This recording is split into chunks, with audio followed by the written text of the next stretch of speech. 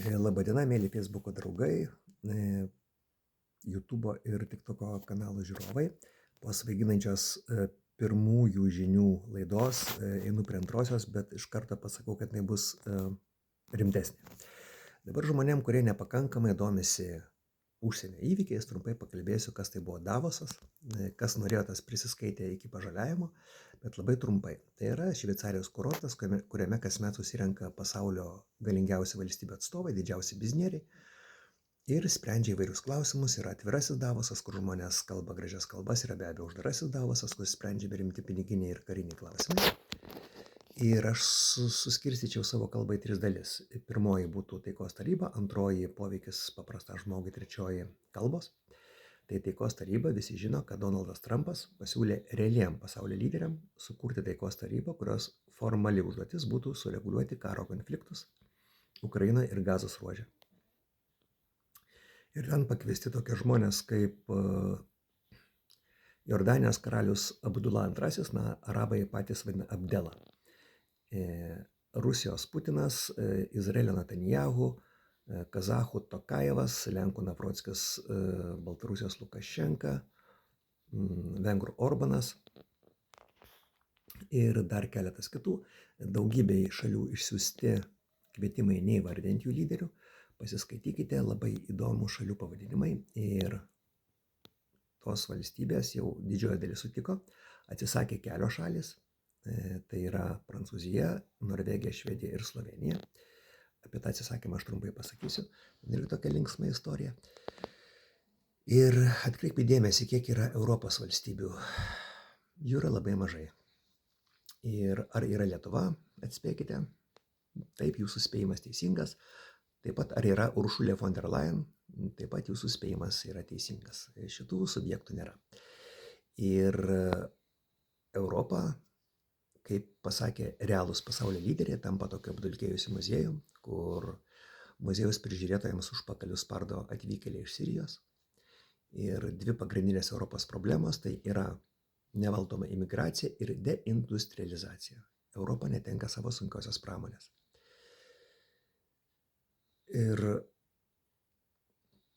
aišku, neaiškumas yra dėl Kinijos, ar Xi Jinpingas dalyvaus. Pradžioje lyg tai paskelbė, kad jo nepakvietė, po to lyg jį pakvietė, bet visi žinom, kad Xi Jinpingas yra, didžiulė galia. Didelis klausimas, ar Xi, ar Trumpas valdo didesnės ekonomikas, ar karinės pajėgas.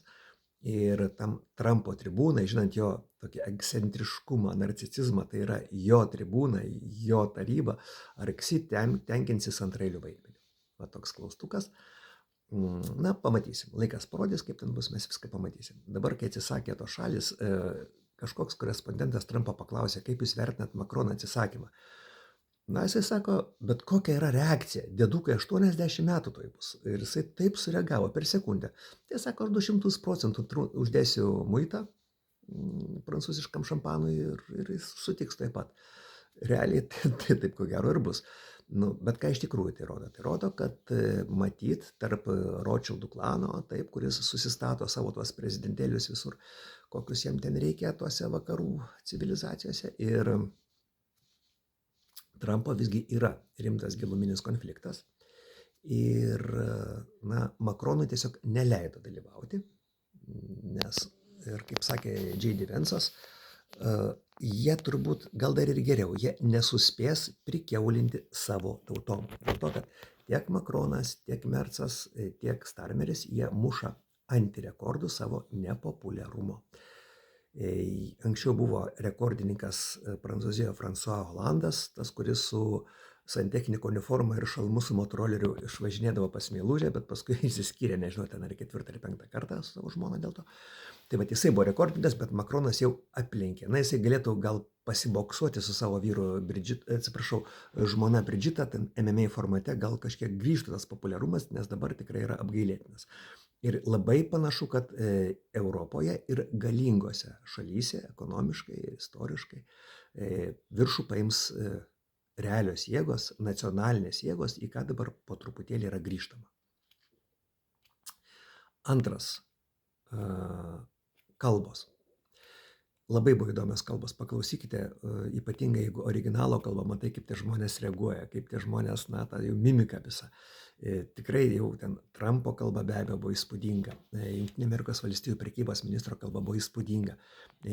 Mažas niuansas, visi apie tai parašė, kad Europos banko direktorė Lagarde, tokia žila bobelė, kurios vyras prieš kelis metus buvo teisiamas dėl 600 milijonų švaistimo. Ji išėjo iš salės, kalbant prekybos ministrai Amerikos. Tai nėra kažkoks protestas, tai nėra stiprybė, tai yra didžiulis silpnumas, reiškia, žmogus nesugeba išbūti, nesugeba toleruoti kitos nuomonės, nes tas žmogus nieko blogo nepasakė.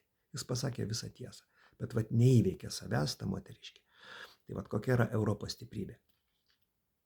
Ir visos kalbos turėjo kažkokią tikrai racionalų grūdą, jos buvo įdomios, netgi jau tokio, na, kaip leftizmo ikona Kanados premjeras, kuris savo vaiką atidavė sužalojimui į lyties keitimo kliniką, tos klinikos jau beje nebėra. Ir vat jisai pasakė irgi apie tą nevaldomą imigraciją. Tokia visiškai be turinio kalba buvo dviejų lyderių.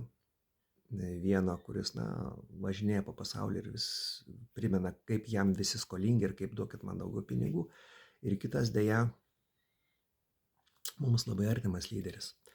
Ir tai yra labai gaila, nes, na, Lietuva be diplomatijos jau yra keli metai. Taip važinėja kažkokie juokingi berniukai, ten tauškia kažkokius niekus ir daro gėdą Lietuvai. O dabar yra virsmo momentas.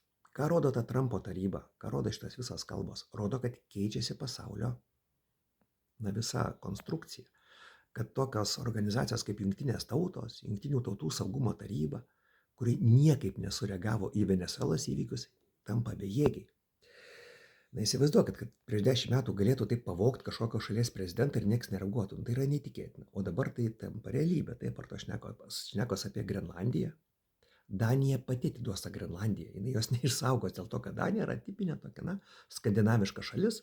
Taip, kažkada buvo vikingai galingi, bet dabar tapo tokia, na, juokinga, besavarankiškumo valstybėlė, kur Trumpas nepasims Grenlandijos tik vienu atveju, jeigu jisai staiga nustos norėti tos Grenlandijos. Ir kada vyksta kažkokie virsmai, kada prasideda karai, baigėsi karai, gudri diplomatija išmuša didžiulės naudas savo valstybėms. Tai yra ten visokie teritorijos, transporto koridoriai, reparacijos. O Lietuva neturi užsienio politikos. Va tai yra liūdesys. Pasaulis yra virsme, o Lietuva šneka apie ten kažkokias tai ten sankcijas Rusijai. Tai yra gėda džiunglėm. Tai va, o trečias dalykas, kuris toks, na, mums visiems truputėlį galbūt liūdnokas, tai yra pasaulio, na, didieji kapitalistai. Pasaulyje yra virš 3000 milijardierių. Tie 3000 milijardierių, jie konsoliduoja apie 18 trilijonų dolerių.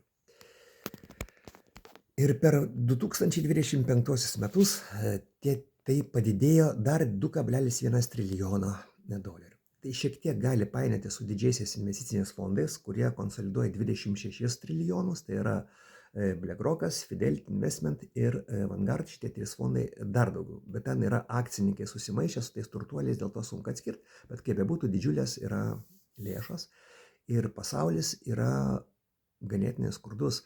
Pagal vienų šalių, tai yra neturtingesnių parametrus, 18 pasaulio procentų žmonių gyvena skurde, pagal turtingųjų 40%. Ir užtektų ketvirtadalio ne to kapitalo, apie kurį kalbėjau, bet to kapitalo prieaugio per metus ir visa skurdo problema būtų išspręsta. Bet deja, taip nėra. Ir tas rodo, kad tiek vat kažkokiam tai žmogeliui kalbančiam iš Aleksoto, tiek kažkokiam tai žmogeliui kažkur tai Tenerifėje dedant plyteles akmens masės, tas žmogus vienodai šviečia tiem turtingiesiam, dėl to, mėlyje, reikia rūpintis savim, kiekvienam savim, ką tu suvalgai, kiek tu pasportuoji, kaip tu ilsiesi, kaip tu bandai susigeneruotas gražias emocijas. Europa tampa tokiu muziejum, kuriam, sakau, apdulkėjęs muziejus, kuriam atvykėliai iš Sirijos spardo užpakalius ir kol dar toje Europoje yra pakankamai turistų, kol dar atvažiuoja pasiselfinti kaukėti japonai ar kiniečiai pakankamais kiekiais, tol yra gerai, bet turizmo kryptis taip pat keičiasi. Pasaulinėse tose tendencijose labai kyla tokios kryptis kaip Singapūras, Dubajus, Vietnamas. Europa po truputėlį ir čia praranda pozicijas. Dėl to, labai reikia protingų vadovų. Tikėkime, kad kažkada bus. Lietuvaičiai prabus ir pakils nuo sofų ryžtingai, ne tik tai ta nuolatinė lašelinės paskui save atsitempusi balsuotojų karta, bet bus kažkas geriau. Taigi, įvyko Davosas ir Europa truputėlį tokia bandė atrodyti kažkokią tai aukos vaidmenyje, toks prieš Trumpą, toks lyg tai mokyklos valgykloje nuskriaustas pradinukas, iš kurio atėjęs chuliganas abiturientas Donaldas atėmė bandelę ir žiūri ir taip pat laukia kažkokiu tai iš kitos pusės, kad kažkas ją apgins. Neapgins, nieks. Dėja yra taip, kaip yra. Tai yra ilgametės politikos toks, rezultatas. Dabar yra Lietuvoje tokia paukščių rūšis, kurie kregždės, ten jie kur gyvena, ten ir kakoja. Mielos kregždės, būkit geri, nekakokit po mano tais video. Jie nieko nepradžiugina ir jums irgi nieko gero. Kakokit ten, kur jūsų kakutis džiugina. Labai paprasta.